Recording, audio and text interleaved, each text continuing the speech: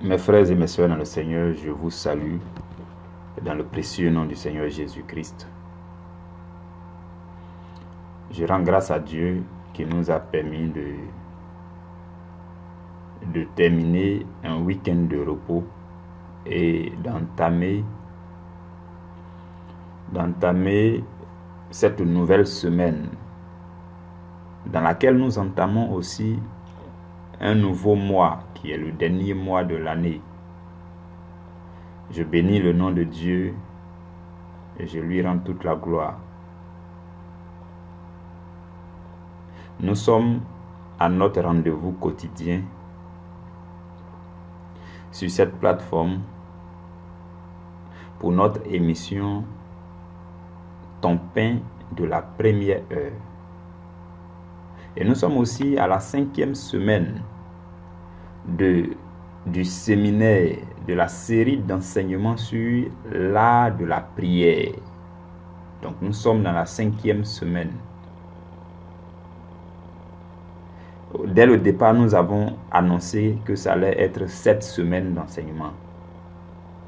Et donc nous sommes à la 5e semaine. Il va nous rester 2 autres semaines après cette semaine. Je bénis le nom du Seigneur qui nous fait du bien, qui nous enseigne, qui nous aide à comprendre beaucoup de choses et qui nous communique aussi la force de pratiquer tout ce que nous entendons. Parce que la Bible dit que ce n'est pas celui qui écoute la parole qui sera sauvé, mais c'est celui qui met la parole en pratique qui sera justifié. Et dans le livre de Jacques, il nous dit: ne vous bornez pas à écouter la parole, mais mettez-la en pratique. Donc si nous écoutons le message divin, la parole de Dieu prêchée, si nous l'écoutons et que nous ne recevons pas cette parole avec joie, si nous ne la mettons pas en pratique pour honorer le nom de Dieu, nous ne faisons rien, mes frères et mes sœurs. Donc, il est une chose que d'écouter la parole. Il est une autre chose que de se réjouir de la parole. Et il est une autre chose qui est de mettre la parole en pratique par amour pour Dieu, par honneur, par respect pour la parole de Dieu qui est prêchée. Voilà pourquoi, pendant que la parole est prêchée, le Saint-Esprit se met en mouvement pour nous communiquer la force ou encore l'onction nécessaire pour que nous soyons capables de mettre la parole en pratique. C'est en cela que Jésus dit que les paroles que je vous ai dites sont esprit et vie. Donc lorsque la parole de Jésus est en train d'être annoncée, il y a l'esprit qui se met en mouvement pour aller se planter en nous, pour que cette parole-là devienne vie en nous, pour que nous puissions la pratiquer, pour que la parole devienne chair en nous. C'est cela, mes frères et mes sœurs. Et nous sommes en train d'avancer dans ce séminaire. Et le Seigneur désire ardemment que tout ce que nous entendons, nous puissions les mettre en pratique. Il veut nous voir nous améliorer. Il veut nous voir aller de l'avant. Il veut nous voir retrouver le chemin. Il veut nous voir triompher de l'ennemi. Dieu veut nous voir être des enfants qui lui rendent gloire à travers leurs actions, à travers leurs bonnes œuvres, à travers la mise en pratique de sa parole. C'est ce que le Seigneur attend de nous. Si nous sommes sur ce groupe, ce n'est pas seulement pour écouter la parole. Ça aussi, il faut que nous le sachions. Si nous sommes sur ce groupe, si Dieu nous a rassemblés en nombre restreint, ce n'est pas pour venir seulement écouter la parole chaque jour. C'est comme quelqu'un qui mange et qui ne digère pas. Ou bien tout ce qu'il mange là, aucune partie ne rentre dans son sang. Aucune partie ne l'aide à grandir. Mais tout ce qu'il mange, tout est transformé et rejeté dans le lieu secret. C'est grave. Ce n'est pas normal d'ailleurs, parce que même la nourriture physique que nous mangeons Une partie va dans le corps pour le bien-être du corps et une autre partie est rejetée. Mais à combien plus la parole, qui est la nourriture la plus excellente, ne devrait pas aller entièrement dans notre être pour la prospérité, le bien-être de notre être. Donc vous voyez, et tout ça passe par la mise en pratique de cette parole. Et pour mettre en pratique la parole, il faut être vraiment amoureux de Dieu, quoi. Il faut craindre l'Éternel et sa parole. Et comme c'est la fin de l'année, le Seigneur nous a interpellés à méditer sur l'art de la prière pour que là où l'ennemi avait prévu un plan maléfique contre ta vie, pour que tu te lèves, pour que tu te réveilles et que tu te rendes compte de ton identité d'enfant de Dieu et que tu brises les chaînes, que tu casses les liens, que tu prennes ton autorité sur l'ennemi. C'est cela, mes frères et mes sœurs. Et Dieu est en train de nous enseigner. Nous allons continuer à enseigner. Cette semaine, nous allons parler de la prière de louange et d'adoration. Mais déjà, je nous rappelle que je vais juste revenir rapidement sur tout ce qu'on avait vu jusqu'alors. Dès la première semaine, nous avons commencé à parler de la prière de confiance.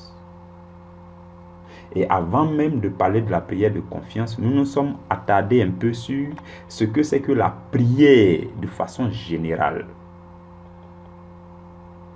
Et nous avons vu que prier, c'est le fait de s'adresser au Créateur dans sa présence. Nous avons dit qu'il n'est pas possible de prier hors de la présence de Dieu.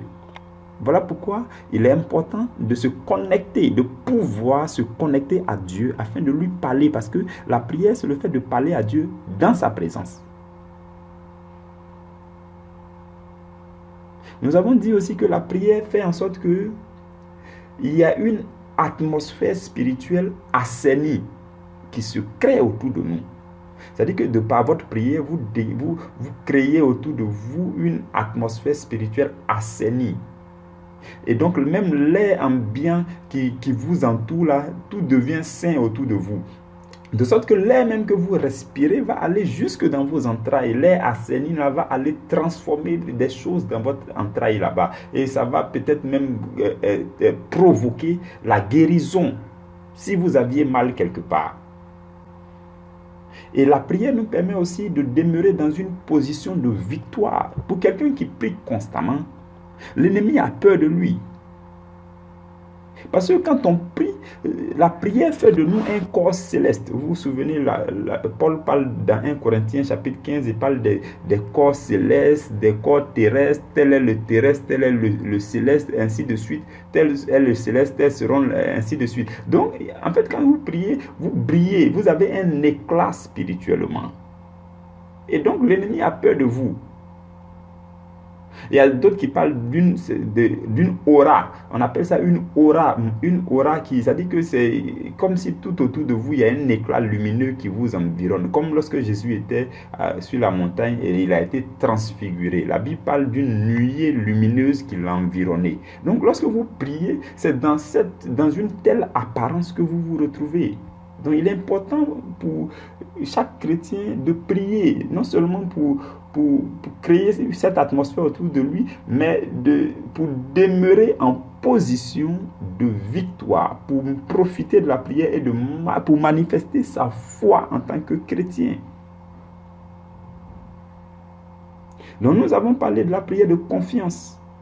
Et nous avons dit qu'il est nécessaire de s'abandonner entièrement au Seigneur. La prière de confiance, c'est la prière que tous les chrétiens doivent faire d'abord. Parce que lorsque nous acceptons le Seigneur Jésus, nous entrons dans un autre camp. Et donc il faut s'abandonner entièrement au maître des lieux. Ensuite, nous avons parlé de la prière de consécration qui relève qui révèle notre part de responsabilité. Donc, la prière de consécration, c'est un peu comme la prière de confiance, mais à la différence, c'est que nous disons à Dieu, ce n'est pas, nous savons maintenant que ce n'est pas toi seul qui va tout prendre en charge. Nous n'allons pas nous abandonner totalement à toi et puis croiser les bras. Nous allons nous abandonner totalement à toi, mais en même temps, nous allons rester éveillés pour que tu nous dises notre part de responsabilité. Seigneur, qu'est-ce que nous devons faire pour que tout marche? Nous ne voulons pas nous tromper. De sorte que la prière de consécration se fait à des carrefours de notre vie, à des tournants de notre vie où nous devons prendre une décision importante. Nous disons à Dieu, Seigneur, cette décision, nous t'abandonnons toutes choses, nous nous consacrons nous-mêmes à toi, nous consacrons notre volonté pour que tu nous guides, pour que toi-même tu nous montres les signes, pour que, Seigneur, nous restons éveillés, nous activons nos capteurs, nous restons observateurs pour que tu nous guides, pour que nous puissions faire aussi ce que nous devons faire pour que nous soyons bien guidés par toi. Donc nous avons parlé de tout cela dans la prière de confiance, dans la prière de consécration, pardon. Après la semaine qui a suivi, nous avons parlé de la prière de la foi. Et nous avons dit que la prière de la foi est une prière dynamique, est comme un don spirituel, et que ça s'apparente à ce dont la Bible parle dans 1 Corinthiens chapitre 12, lorsque la Bible cite les dons spirituels, et lorsque la Bible cite le don de la foi. Le don de la foi, en fait, c'est que lorsque vous avez un haut niveau de connexion avec le Saint-Esprit, où avant de faire cette demande-là, vous êtes tellement convaincu que Dieu le fera, et vous êtes inspiré par le Saint-Esprit, conduit par le Saint-Esprit, et dès que vous demandez, vous l'obtenez. Et nous avons dit que la prière de la foi n'échoue pas. Parce que c'est comme si toute chose était pilotée par le Saint-Esprit, par le charisme que le Saint-Esprit vous communique. La semaine qui a suivi, nous avons parlé de la prière de supplication. Et donc la prière de supplication a marqué le début des enseignements de 2 semaines d'enseignement sur la prière de l'intercession. Nous avons dit que la prière de supplication était une partie de l'intercession. Et l'autre partie de l'intercession, c'est la prière de combat. Dans la prière de supplication, nous en avons parlé dès la semaine 3. Et nous avons dit que c'est lorsque nous sommes dans la détresse, lorsque nous faisons pitié, lorsque une situation nous outrage, lorsque nous sommes dans l'affliction, lorsque nous sommes calomniés, nous sommes rejetés, lorsque nous sommes vraiment dans la détresse, ou encore lorsque nous avons besoin du pardon de Dieu, ou encore lorsque nous avons besoin de retrouver le chemin, nous sommes égarés, perdus. C'est là que nous supplions Dieu, nous implorons Dieu, nous implorons sa miséricorde, sa pitié, pour qu'il nous secoue. C'est ça, la prière de supplication dont nous avons parlé à la semaine 3. Et la semaine dernière, nous avons parlé de la prière de combat, qui est le deuxième volet de la prière d'intercession. Et j'estime que c'est encore frais dans votre esprit, parce que ce n'est que la semaine dernière que nous avons parlé de ça. La prière de combat, c'était vraiment un moment puissant d'enseignement. Et nous avons dit que la prière de combat était nécessaire parce que dès que vous devenez chrétien, vous devenez ennemi de Satan. Du coup, dès que vous devenez chrétien, vous êtes soldat. Donc vous devez être conscient que votre statut d'enfant de Dieu fait de vous un soldat. Et un soldat a besoin de soulever les armes qui lui sont mises à disposition pour combattre. Soit pour se défendre, soit pour aller en combat. Et nous avons vu que notre véritable ennemi, c'était Satan. Et nous avons dit que Satan avait des alliés. Nous avons parlé des alliés de Satan. Nous avons parlé des alliés de l'homme. Nous avons dit qu'il y a 2 camps qui s'opposaient. Il y a le camp de l'homme et il y a le camp de Satan. Nous avons dit que dans le cas de Satan, ses alliés, il y avait la chair la chair ou encore même le péché qui est caché, logé dans la chair et qui qui s'agite et qui nous fait des suggestions, tout ça. Donc le péché qui est dans la chair fait partie des alliés de Satan. Ensuite, le monde fait partie des alliés de Satan. Le monde et les mentalités du monde, le système du monde, le système éducatif du monde, la philosophie, les arts, tout ce qui est dans le monde et qui ne confesse pas Dieu. Tout cela fait partie des alliés de Satan. Et nous avons dit aussi que les anges déchus ou encore les démons sont les alliés de Satan. Après, nous avons parlé des alliés de l'homme. Nous avons dit que Dieu le Père est l'allié de l'homme, Dieu le Fils, Dieu le Saint-Esprit, et les anges de Dieu sont les alliés de l'homme. Donc le combat oppose l'homme et Satan. Et dans chaque camp, il y a des alliés. Nous avons dit aussi que la nourriture, chaque camp a sa nourriture. Les démons, le camp de Satan, ils se nourrissent des plaisirs sexuels, des dépravations. Toutes les fois que vous commettez un péché, ça fortifie les démons. De la même façon, dans le camp des hommes, la nourriture, c'est la méditation de la parole. Donc, la méditation jusqu'à absorber la parole vivante, la révélation profonde derrière la parole. C'est ce qui fortifie l'homme. Et en même temps, l'obéissance. La deuxième nourriture, c'est l'obéissance à la parole. Lorsque l'homme obéit à la parole, les anges sont fortifiés. Le Saint-Esprit est encore de plus en plus vivant en l'homme. Ensuite, nous avons parlé des armes de chaque camp. Dans le camp de l'ennemi, nous avons parlé de la séduction, des convoitises, des désirs charnels, des tromperies de Satan.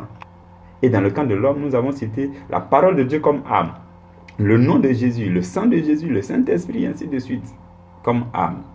Et cela nous a permis d'orienter notre prière de combat. Et nous avons dit que pour parler correctement de la prière de combat, il faut viser chaque allié de Satan. Donc le premier allié que nous avons visé, c'était la chair ou encore le péché qui habite dans la chair. Et c'est là que nous avons parlé du fruit de l'esprit, les 9 éléments du fruit de l'esprit que nous devons développer en nous, qui vont nous permettre d'être fortifiés dans notre homme intérieur, qui vont nous permettre de triompher à l'intérieur de nous avant de chercher à triompher à l'extérieur. Parce que si vous n'êtes pas établi solidement à l'intérieur de vous, vous ne pouvez pas transformer le monde. Personne ne peut transformer le monde s'il n'est pas transformé lui-même. Et ce qui nous permet de transformer, c'est le fruit de l'esprit. Et le fruit de l'esprit vient en opposition aux œuvres de la chair, qui sont également citées dans Galates chapitre 5. Vous voyez.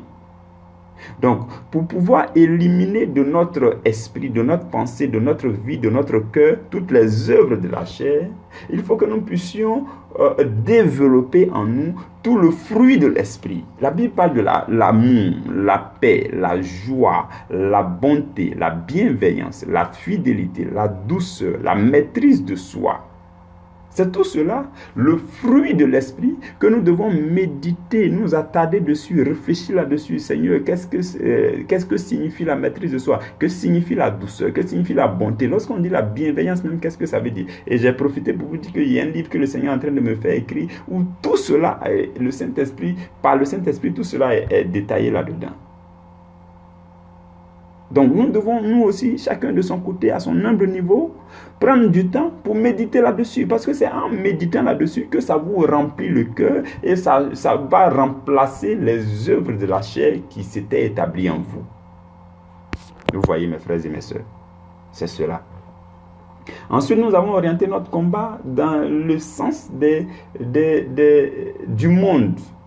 Et c'est là que nous avons parlé des 7 armes qui sont cités dans Éphésiens chapitre 6, à partir du verset 11. Le bouclier de la foi, le casque du salut, l'épée de l'esprit, ainsi de suite. Nous en avons parlé pour dire que c'est comme ça qu'il faut se comporter dans le milieu mondain, afin de triompher. Jésus a dit à Dieu, je ne te prie pas de les ôter de ce monde, mais je te demande seulement de les préserver du mal. Donc pour que nous soyons préservés du mal, la Bible nous a doter des armes spirituelles pour que nous puissions vivre convenablement dans le monde, dans le service où vous travaillez, dans le quartier où vous vivez, parmi les amis que vous fréquentez, dans les lieux où vous passez. Vous devez pouvoir saisir les armes spirituelles là pour pouvoir vivre dans le monde comme des enfants de Dieu. Parce que la Bible dit, nous sommes dans le monde, mais nous ne sommes pas du monde. Celui de qui nous sommes, nous devons vivre selon ses principes. Nous devons utiliser ces armes pour vivre dans le monde. C'est ce que le Seigneur nous a enseigné la semaine dernière. Et ensuite, le dernier jour, à l'avant-dernier jour, nous avons orienté notre combat dans le sens des démons. C'est là que nous avons parlé des armes puissantes. Nous avons parlé de la parole de Dieu dans notre bouche comme une arme puissante. Le nom de Jésus. Nous avons parlé du sang de Jésus. Nous avons parlé de la puissance du Saint-Esprit. Tout ça, ce sont des armes de combat que nous devons utiliser dans la prière pour attaquer, écraser Satan et ses suppôts. Vous voyez, mes frères et mes sœurs, c'est ce que nous avons vu la semaine dernière. Et le dernier jour a été un jour où le Seigneur nous a conduits dans un moment de prière pratique. Je bénis Dieu pour tous ces moments d'enseignement. Je lui rends grâce. Lui qui nous permet de revenir dessus afin que ce soit neuf dans l'esprit des uns et des autres. C'est vrai que la meilleure attitude, c'est de réécouter les pains là régulièrement. Parce que, vous voyez, personne ne peut dire j'ai lu la Bible une fois, donc c'est fini, je ne lis plus la Bible.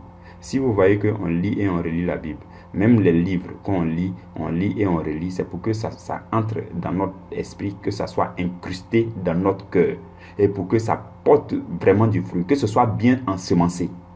Donc, voilà pourquoi il est aussi important de réécouter souvent les pains. S'il y a un pain qui t'a marqué, il faut le réécouter jusqu'à ce que ça s'implante dans ton cœur. Je vous donne un témoignage rapide. L'homme de Dieu, Kenneth Hagin, a fait une série d'enseignements sur comment éduquer son esprit. Vous voyez, et Kenneth Hagin, c'est un grand homme de Dieu que le Seigneur m'a fait la grâce de l'avoir, de l'accepter comme père spirituel à travers ses livres. J'ai lu tellement de ces livres et que je lis, je relis.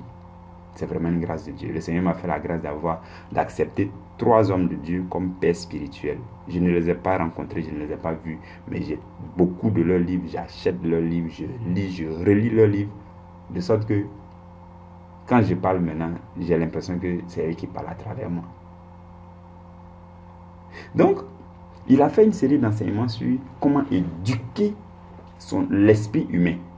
Vous voyez, ces livres-là, je les lu, je les relus, je lis, je relis. Et dans ce livre-là, il a fait un témoignage. Il dit, il y a un jeune homme qui avait abandonné son travail.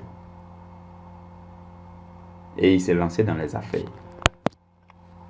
Et ce jeune homme-là, ce qui a fait la réussite de ce jeune homme, c'est que l'enseignement que l'homme de Dieu, Kenneth Hagin, avait donné sur comment éduquer son esprit-là, c'était sur une cassette. Donc, le gars, il écoute la cassette avant de dormir. Au réveil, il écoute. Quand il est en train de se raser la barbe, il écoute. Quand il est en train de faire quoi que ce soit, il écoute. Il écoutait ou il écoutait. Jusqu'à ce que ça pénètre son esprit et que ça s'implante dans son cœur. Et ça l'a aidé à prendre de bonnes décisions dans ses affaires. Et ses revenus ont commencé à croître au-delà de ses espérances. Et il a fini par avoir, quand on convertit en CFA, il a commencé à avoir au moins 20 milliards dans son compte, en l'espace de 6 ans, 7 ans. Juste parce que il a écouté, réécouté, écouté, réécouté, écouté, réécouté, écouté, réécouté, un seul enseignement. Et il a appliqué l'enseignement. Autre chose, c'est que quand vous écoutez, vous réécoutez, l'onction se transmet encore davantage à vous. Il y a des choses que vous découvrez encore, que vous n'aviez pas bien saisi, que vous commencez à saisir, et ainsi de suite. Et donc la parole rentre en vous. La parole, l'onction là devient de plus en plus puissante en vous. Et la force se communique à vous. Et vous pratiquez sans vous en rendre compte. Ça commence à faire partie de vous. Ça vous épouse, vous l'épousez. Et vous commencez à fonctionner selon la parole, sans vous en rendre compte. C'est pourquoi il est important d'écouter et de réécouter les pains. Moi, je le fais.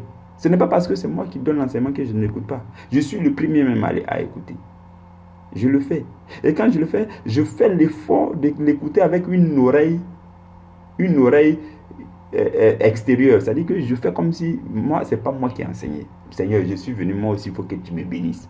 Bref, là, je vais écouter comme les autres écoutent. Parce qu'il faut que celui qui arrose soit arrosé. Donc, je prends mon temps et puis j'écoute. Je dis, Seigneur, il faut que tu me bénisses. Franchement. Parce que ça vient de toi. Je reconnais que je ne me suis pas mis dans ton affaire là. C'est toi qui as fait ton affaire. Enseigne-moi aussi. Et souvent j'écoute, je réécoute. Même quand je sors pour aller dans mes affaires dans la journée, j'ai mon écouteur. Je peux écouter, réécouter un pain. Ou bien je réécoute la Bible, les chapitres de la Bible, ou bien les versets. Partout où je me trouve, personne ne peut m'empêcher d'écouter la Bible. Ou bien d'écouter une prédication. Non, je me suis donné pour objectif de n'avoir aucun obstacle à l'écoute de l'évangile. Peu importe où je me trouve. Même si je suis dans un marché, j'ai un écouteur dans mon oreille, je suis en train d'écouter un chapitre de la Bible. Même si je suis en train de marcher, je dois être capable de vivre à l'intérieur de moi-même et de faire fi de tout le bruit extérieur. Ça, je nous ai déjà enseigné là-dessus, sur l'écoute de la Bible, toutes les astuces pour pouvoir demeurer connecté avec la Bible. Aujourd'hui, les gens disent non, la Bible audio, là, il y a erreur dedans. Je préfère écouter la Bible audio qu'il y a erreur dedans là que de ne rien écouter. Entre deux mots, il faut choisir le moindre mal. Celui qui dit qu'on dit non, il y a quelques erreurs dans la Bible audio et qui décide de ne pas écouter, celui-là est pire que celui qui écoute quand même s'il y a des erreurs dedans. Et qui de temps en temps, quand il revient à la maison, il ouvre aussi avec ça. En plus, il y a quelle grande erreur dedans. Il faut l'écouter avant de découvrir cette erreur dont les gens parlent. Ça peut être une ruse de l'ennemi où les gens parlent de ça, alors qu'en réalité, même, il n'y a pas grande erreur dedans. Vous voyez. Tout ça, on avait parlé de ça. Donc, ce que nous avons à faire, c'est d'écouter, réécouter, écouter, réécouter les pains. Ça va nous aider, ça va nous fortifier. Écouter, réécouter la parole de Dieu, les psaumes, la Bible, les versets, ainsi de suite, avec notre écouteur dans l'oreille. Dès que nous avons un temps creux, profitons de ça. Profitons de ça. Pour frotter notre esprit à l'esprit de Dieu, notre petit cerveau au cerveau de Dieu, pour que Dieu nous transforme l'intelligence. Je vous dis, mes frères et mes sœurs, Dieu a prévu que nous fassions de grandes choses dans cette vie. Mais seuls ceux qui vont garder le cap dans la connexion avec le Seigneur, c'est ceux-là qui vont réaliser ces choses. C'est ceux-là qui vont prendre leur envol. Je vous le dis. Peut-être c'est moi qui vous le dis. Et qu'il faut que d'autres viennent vous le dire encore pour que vous puissiez comprendre. Mais c'est la même chose que d'autres vont vous dire. Donc il est mieux de saisir l'occasion maintenant, de mettre les choses en pratique et de prendre votre envol le plus tôt possible avec le Saint-Esprit. Mes frères et mes sœurs dans le Seigneur, aujourd'hui, nous commençons l'enseignement de la semaine sur la prière d'adoration et de louange. La prière d'adoration et de louange. Ou encore louange et adoration. C'est ce dont nous allons parler toute la semaine. Nous allons commencer par voir comment est-ce que cela se passait dans l'Ancien Testament. Dans l'Ancien Testament, la Bible dit que le peuple pouvait se réunir pour jubiler, pour célébrer le Seigneur. Et quand ils se réunissaient, la Bible parle de sacrifice, d'action de grâce, d'offrande. Et c'est au milieu de tout ça qu'ils chantent à l'Éternel, ils célèbrent l'Éternel. C'est ça la louange. Et en fait, ils viennent aussi comme s'ils venaient reconnaître, c'est-à-dire qu'ils viennent être reconnaissants pour tout ce que Dieu a fait dans leur vie. Aujourd'hui, on s'attarde beaucoup sur ce que Dieu n'a pas fait dans notre vie, sur les échecs. Il y a beaucoup qui se focalisent sur l'échec, sur ce qui n'a pas marché et tout ça. Mais je vous dis, si vous prenez un peu de temps seulement et que vous commencez à vous attarder, à réfléchir, à penser à ce qui a réussi dans votre vie, Ça va vous faire du bien. Et vous allez vous rendre compte que beaucoup a réussi que ce qui n'a pas réussi. Il y a eu beaucoup plus de réussite que d'échecs. Et vous allez commencer à célébrer l'Éternel. Donc, la louange vient à la suite d'une reconnaissance. La louange s'appuie sur deux choses. Nous allons voir ça à partir de demain. La louange s'appuie sur deux choses. Donc, parce que le Seigneur a agi dans votre vie, il a accompli des choses merveilleuses dans votre vie, vous venez devant le Seigneur avec une offrande d'action de grâce, ou bien un sacrifice d'action de grâce, et vous le célébrez pour ce qu'il a accompli dans votre vie. Ça, c'est un volet de la louange. L'autre volet de la louange, c'est que vous louez Dieu, vous célébrez Dieu pour ce qu'il n'a pas encore fait, mais qu'il a dit qu'il va faire. C'est-à-dire, sa parole a dit. Sa parole nous a promis des choses. Il n'a pas encore fait. Mais nous sommes tellement convaincus qu'il va faire qu'on commence à le chanter. C'est ça la louange par la foi. Donc on commence à le célébrer, à chanter sa parole. On chante les cantiques, on dit, oh Seigneur, voici. Et on chante, on fait son éloge. Parce qu'il va faire, parce qu'il a promis et il est fidèle à sa parole. Donc ça, c'est l'autre volet de la louange. Et l'adoration vient à la suite d'un sacrifice agréable qu'on offre à Dieu. Tu offres un sacrifice agréable. Donc, dans l'Ancien Testament, on ne pouvait pas faire d'adoration sans avoir sacrifié quelque chose qui nous est cher. Et avant, les gens sacrifiaient les taureaux, les bœufs, tout ça. Mais dans le Nouveau Testament, ce n'est pas le sacrifice des taureaux, des bœufs, tout ça. Non, nous allons parler de ça en détail. Et donc, nous allons voir aussi comment est-ce qu'il faut adorer Dieu en tant qu'un véritable adorateur. Ce que c'est que adorer Dieu en esprit et en vérité. Nous allons parler de ça. Parce que beaucoup parlent de ça, mais ils ne comprennent pas ce qu'ils disent. Ils ne savent pas c'est quoi adorer Dieu en esprit et en vérité. Nous allons parler de ça. Nous allons nous laisser guider par le Saint-Esprit. Je veux pouvoir m'abandonner à la grâce du Saint-Esprit pour que nous tous, au bout de cette semaine, nous soyons des gens qui célèbrent Dieu avec le cœur. Pour que nous soyons des gens qui adorent Dieu en esprit et en vérité. Pour que nous soyons des gens, des vrais adorateurs. Des adorateurs que Dieu demande. Ceux qui adorent Dieu avec le cœur. Ceux qui adorent Dieu parce qu'ils aiment Dieu. Ceux qui adorent Dieu parce qu'ils veulent demeurer dans une intimité sans nom avec Dieu. C'est cela que nous sommes appelés à être à la fin de cette semaine. Et c'est le Saint-Esprit qui va le réaliser pour nous dans le nom de Jésus-Christ de Nazareth. Que Dieu te bénisse. Nous nous retrouvons demain dans le puissant nom de Jésus. Amen.